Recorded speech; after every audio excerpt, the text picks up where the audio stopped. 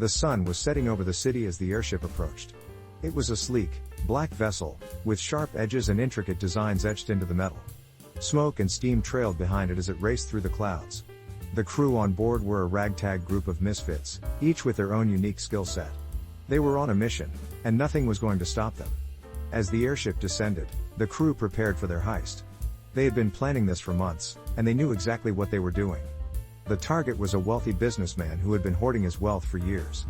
He had a vault on board his airship, filled with gold and jewels. The crew was going to steal it all.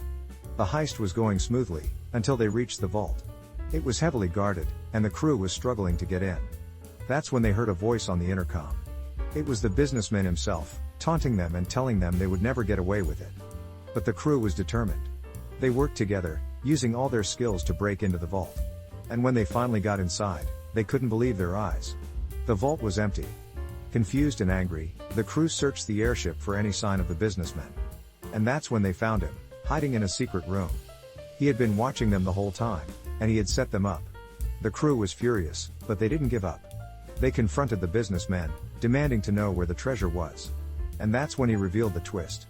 The treasure wasn't on the airship at all. It was hidden in a secret location on the ground, and only he knew where it was. The crew had been outsmarted, but they didn't let it get them down. They regrouped and came up with a new plan. They would track down the businessman and force him to reveal the location of the treasure. And they would do it in style, racing through the sky on their own airship. As they soared through the clouds, the crew couldn't help but feel a sense of pride. They had been beaten, but they weren't giving up. They were determined to get what was rightfully theirs, no matter what it took. And so, the crew continued their journey, racing through the skies on their sleek, black airship. The adventure was far from over, but they were ready for whatever came their way. After all, they were the best of the best, and nothing could stop them.